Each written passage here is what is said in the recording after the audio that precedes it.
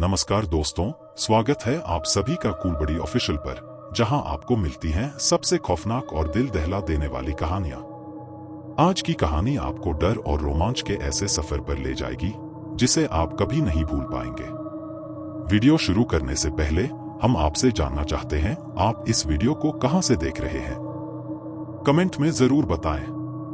और अगर आपको ऐसी ही डरावनी कहानियां पसंद हैं तो हमारे चैनल को सब्सक्राइब करना न भूलें ताकि आप हमारी अगली खौफनाक कहानी को मिस न करें। आइए अब बिना किसी देरी के शुरू करते हैं आज की खतरनाक कहानी।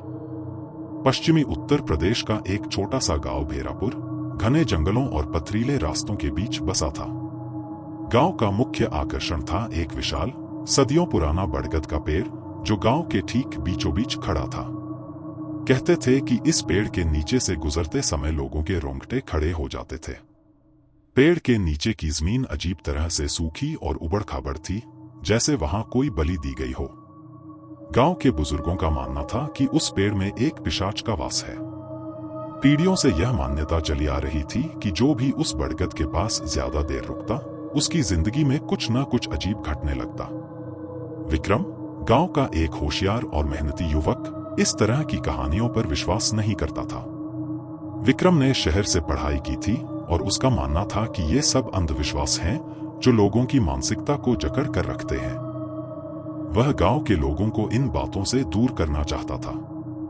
विक्रम का परिवार भी गांव में ही रहता था और वह अपने माता पिता से बहुत जुड़ा हुआ था। लेकिन गांव में लौटने के बाद उसे यह महसूस हुआ कि लोग अब भी बरगद के पिशाच के डर से डरे हुए थे। विक्रम ने ठान लिया कि वह इस पेड़ और उससे जुड़ी कहानियों की सच्चाई पता करेगा। उसके मन में कोई डर नहीं था, बल्कि एक जिज्ञासा थी कि आखिर इस पेड़ के बारे में लोग इतना क्यों डरते हैं। उसने यह तय किया कि वह बरगद के पेड़ के पास जाकर कुछ समय बिताएगा, ताकि वह गांव वालों को दिखा सके कि वहां कोई पिशाच नहीं है। एक दिन विक्रम ने साहस जुटाया और रात के समय उस बरगद के पेड़ के पास अकेले जाने का फैसला किया। वह जानता था कि गांव के लोग रात के समय उस तरफ जाने से कतराते हैं, इसलिए यह मौका सही था। जैसे ही वह पेड़ के पास पहुंचा, हवा अचानक भारी हो गई। पत्तों की सरसराहट पहले धीमी, फिर तेज हो गई। विक्रम ने गौर किया कि पेड़ की शाखाएं अजीब तरह से हिल रही थीं, मानो किसी अदृश्य ताकत से खींची जा रही हों। वह थोड़ा घबराया, लेकिन फिर खुद को समझाया कि यह सिर्फ हवा का असर है। वह पेड़ के नीचे बैठ गया और आसपास का मुआयना करने लगा। अचानक उसे ऐसा महसूस हुआ कि कोई उसके पीछे खड़ा है। वह पलटा, पर वहां कोई नहीं था। उसकी सांसें थोड़ी तेज हो गईं, लेकिन वह अपने डर को नियंत्रित करता रहा। जैसे जैसे रात गहराई, विक्रम को अजीब अजीब आवाजें सुनाई देने लगी। कभी किसी औरत की कराहट, तो कभी बच्चे की हंसी। वह समझ नहीं पा रहा था कि ये आवाजें कहां से आ रही हैं। अचानक पेड़ की एक शाखा उससे करीब गिर गई और विक्रम की आंखों के सामने अंधेरा छाने लगा। वह जमीन पर गिर पड़ा और उसे महसूस हुआ कि कोई ठंडी छाया उसके ऊपर मंडरा रही है।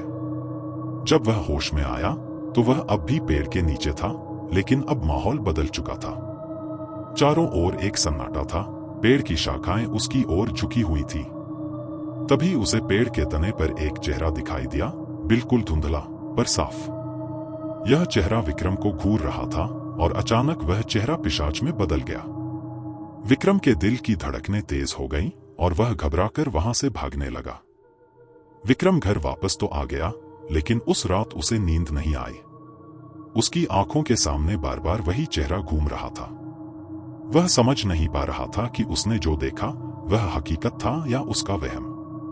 उसने यह तय किया कि अगले दिन वह गांव के बुजुर्गों से इस बारे में बात करेगा। अगले दिन वह गांव के सबसे बुजुर्ग व्यक्ति बाबा धर्मपाल के पास गया और उनसे उस बरगद के बारे में पूछा। बाबा ने धीरे धीरे सारी कहानी बतानी शुरू की। उन्होंने बताया कि कई साल पहले इस बरगद के नीचे एक अनहोनी हुई थी। गांव के एक तांत्रिक ने यहाँ एक पिशाच को बुलाया था, लेकिन वह उसे नियंत्रित नहीं कर सका। पिशाच ने तांत्रिक को मार डाला और उसकी आत्मा को अपने साथ बांध लिया। तब से यह पिशाच उस बरगद के पेड़ में कैद हो गया, लेकिन उसकी ताकतें अब भी गांव में असर करती हैं। विक्रम को यकीन नहीं हो रहा था कि वह इस तरह के अंधविश्वास में फंस गया है। उसने यह सोचा कि शायद उसका मन यह सब बना रहा है, लेकिन अब वह कंफ्यूज हो चुका था। अगले कुछ दिनों में विक्रम के जीवन में अजीब घटनाएं घटने लगी। उसे रात को अक्सर सपने में वही पिशाच दिखाई देता और हर बार वह विक्रम से कहता, मैं तुम्हारा इंतजार कर रहा हूं। विक्रम की हालत धीरे धीरे खराब होने लगी। वह रात को सो नहीं पाता। दिन में उसे हर समय अजीब सी बेचैनी होती रहती। उसे लगता था कि कोई उसका पीछा कर रहा है। गांव वाले भी अब विक्रम की हालत देखकर चिंतित होने लगे थे। वे जानते थे कि बड़गद का पिशाच विक्रम के पीछे पड़ चुका है। उन्होंने उसे बार बार चेतावनी दी कि वह उस पेड़ के पास न जाए, लेकिन विक्रम की जिद उसे चैन से बैठने नहीं दे रही थी। उसे यह बात साबित करनी थी कि वह इस डर से ऊपर उठ सकता है। एक दिन उसकी मां ने उसे अपने पास बैठाकर कहा, बेटा, कुछ चीजें हमारे समझ के बाहर होती हैं। हर चीज को तर्क से नहीं समझा जा सकता। विक्रम के दिल में डर तो था, लेकिन उसकी जिद अब भी कायम थी। आखिरकार विक्रम ने यह ठान लिया कि वह एक बार फिर उस पेड़ के पास जाएगा, लेकिन इस बार वह अकेला नहीं जाएगा। उसने अपने दोस्त राजेश को साथ लिया, जो गांव का सबसे निडर लड़का था। राजेश ने भी बचपन से इस पेड़ की कहानियां सुनी थी, लेकिन वह भी इन बातों पर विश्वास नहीं करता था। रात के अंधेरे में दोनों दोस्त उस बड़गद के पास पहुंचे। पेड़ की शाखाएं इस बार और भी भयावह लग रही थी। जैसे ही उन्होंने पेड़ के नीचे कदम रखा, अचानक हवा की दिशा बदल गई।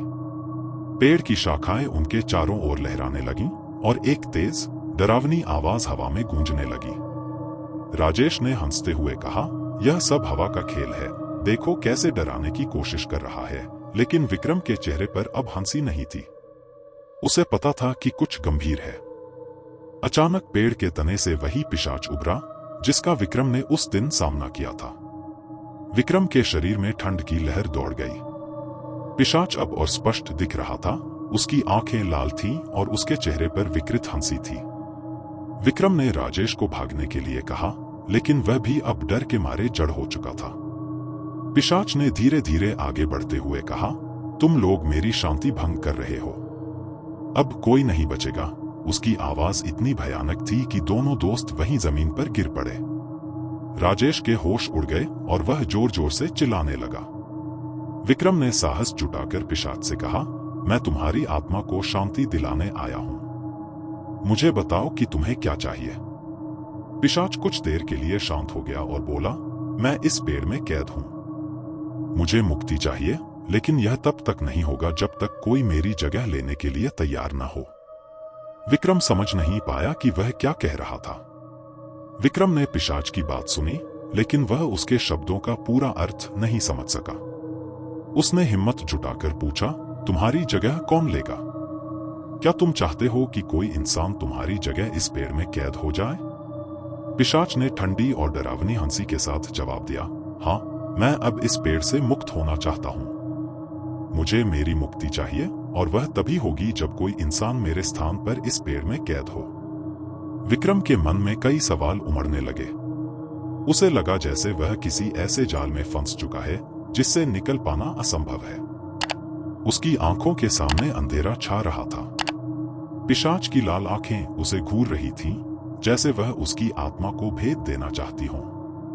राजेश, जो अब तक डर के मारे कांप रहा था, अचानक उठ खड़ा हुआ और चीखते हुए बोला, नहीं, मुझे यहां से जाना है। मैं यहां और नहीं रह सकता। विक्रम ने उसे रोका, लेकिन राजेश ने उसकी एक न सुनी और भागने की कोशिश करने लगा। जैसे ही उसने पेड़ से दूर कदम बढ़ाया, पिशाच ने अपनी भयंकर ताकत का इस्तेमाल किया और राजेश को पेड़ की ओर खींच लिया। उसकी चीखें हवा में गूंजने लगीं। विक्रम ने अपनी पूरी ताकत लगाकर उसे छुड़ाने की कोशिश की, लेकिन पिशाच की शक्ति बहुत ज्यादा थी। राजेश का चेहरा भय और दर्द से विकृत हो गया था। उसकी आंखों में डर साफ झलक रहा था। वह चिल्लाता रहा, विक्रम, मुझे बचाओ, लेकिन विक्रम कुछ नहीं कर पाया। पिशाच ने राजेश को अपनी ओर खींच लिया और उसके शरीर को पेड़ के तने में समाहित कर दिया। विक्रम अब पूरी तरह से पिशाच के सामने अकेला खड़ा था। पिशाच ने धीमी, घिनौनी आवाज में कहा, अब तुम्हारी बारी है। तुम मुझे मुक्ति दे सकते हो, लेकिन तुम्हें इसके लिए बलिदान देना होगा। अगर तुम नहीं, तो कोई और तुम्हारी जगह लेगा। विक्रम को समझ में आ गया था कि वह अब अपने जीवन के सबसे कठिन फैसले के सामने खड़ा है। क्या वह अपने दोस्त की तरह ही पेड़ की कैद में फंस जाएगा या किसी और को इस बलिदान के लिए तैयार करेगा? विक्रम के सामने दो रास्ते थे। पहला, वह खुद को पिशाच की कैद में सौंप दे और इस अभिशाप से गांव को मुक्त कर दे। दूसरा, वह किसी और को बलि का बकरा बनाए और अपनी जान बचा ले। लेकिन यह उसके सिद्धांतों के खिलाफ था। वह अपने दोस्त को पहले ही खो चुका था और अब वह नहीं चाहता था कि किसी और की जिंदगी बर्बाद हो। उसके मन में संघर्ष चल रहा था। उसका डर और उसका नैतिक बल आमने सामने खड़े थे। उसने धीरे धीरे अपने भीतर साहस जुटाया और पिशाच से कहा, अगर तुम्हें मुक्ति चाहिए तो मैं तुम्हारी शर्त मानूंगा, लेकिन पहले मुझे बताओ कि तुम्हें इस अभिशाप में क्यों कैद किया गया है। पिशाच ने अपनी कहानी बतानी शुरू की। वह एक समय में एक साधारण आदमी था जिसका नाम रघुवीर था। उसने कभी इस गांव में अपनी पत्नी और बच्चों के साथ खुशी खुशी जिंदगी बिताई थी।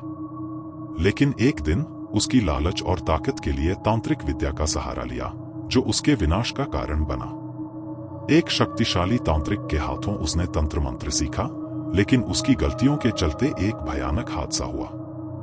उस हादसे में उसकी जान तो गई ही, उसकी आत्मा को भी कैद कर दिया गया। तब से वह इस बरगद के पेड़ में बंधा हुआ है, न तो मर सकता है और न ही पूरी तरह जी सकता है। केवल किसी और की बलि के बदले ही वह मुक्त हो सकता है। विक्रम ने पिशाच की बात सुनी और गहरी सांस ली। वह जानता था कि कोई और रास्ता नहीं बचा था। पिशाच की कैद से मुक्ति के लिए वह अपने जीवन का बलिदान देने के लिए तैयार था, लेकिन उसने पिशाच से एक शर्त रखी। मैं तुम्हें मेरी जगह मुक्ति देने की अनुमति दूंगा, लेकिन तुम मेरी आत्मा को पीड़ा नहीं दोगे। मेरे मरने के बाद तुम इस गांव को हमेशा के लिए छोड़ दोगे और किसी को नुकसान नहीं पहुंचाओगे। पिशाच ने कुछ पल सोचा और फिर सहमति में सिर हिलाया।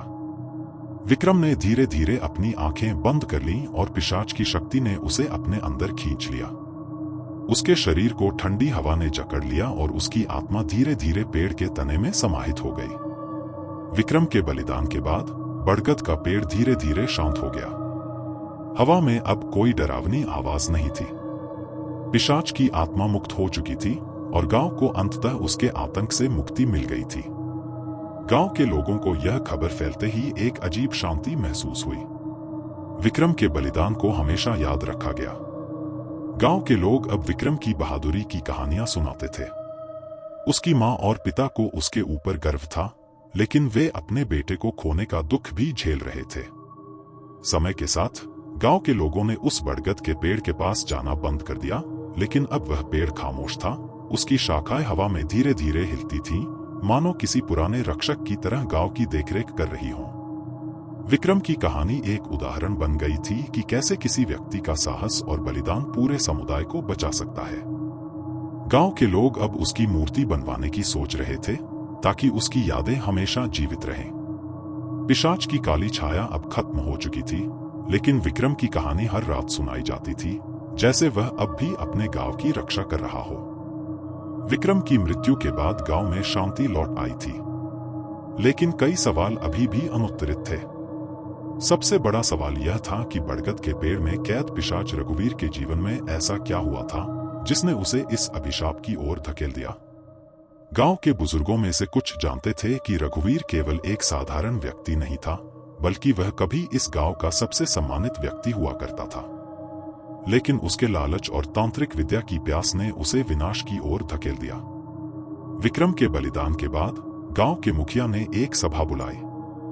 वहां पर गांव के सबसे बुजुर्ग व्यक्ति दादाजी को बुलाया गया, जिन्होंने रघुवीर के जीवन और उसके अभिशाप की कहानी सुनाई।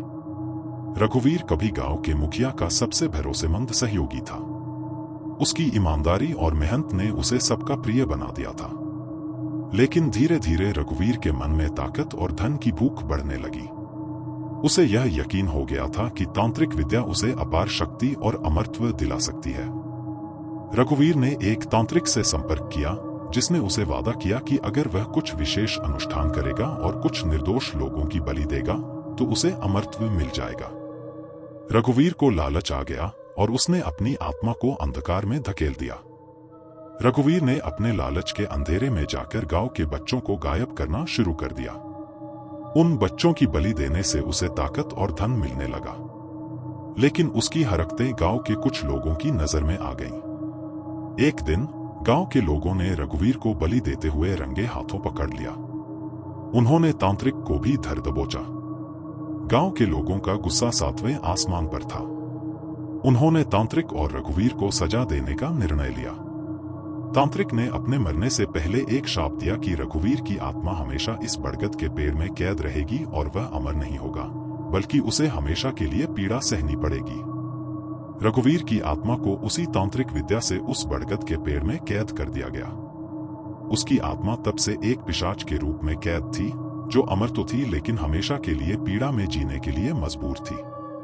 उसे केवल किसी और की बलि से मुक्ति मिल सकती थी, लेकिन जब तक कोई इंसान उसकी जगह न लेता वह उस पेड़ से कभी मुक्त नहीं हो सकता था। विक्रम के बलिदान के बाद रघुवीर की आत्मा को मुक्ति मिल गई थी, लेकिन उसकी कहानी गांव के लिए एक सीख बन गई थी कि लालच और तांत्रिक विद्या का अंधाधुंध पीछा विनाश का ही कारण बनता है। विक्रम का बलिदान एक ऐसा बलिदान था जो उसकी आत्मा को भी मुक्त कर गया। गांव वालों को यह एहसास हो गया था कि कभी कभी किसी एक व्यक्ति की बहादुरी और निस्वार्थता पूरी दुनिया बदल सकती है। विक्रम ने न केवल रघुवीर की आत्मा को मुक्ति दी, बल्कि अपने गांव को भी भय के साए से हमेशा के लिए मुक्त कर दिया। समय के साथ विक्रम की कहानी गांव में एक दंतकथा बन गई। लोग उसकी वीरता की प्रशंसा करते थे और उसका नाम आदर के साथ लिया जाता था। अब वह बरगद का पेड़, जो कभी भय का प्रतीक था, अब गांव की शांति का प्रतीक बन गया था। विक्रम ने अपने जीवन से यह साबित कर दिया कि इंसान की सबसे बड़ी ताकत उसकी नैतिकता और हिम्मत होती है और वह हर अभिशाप को पराजित कर सकती है।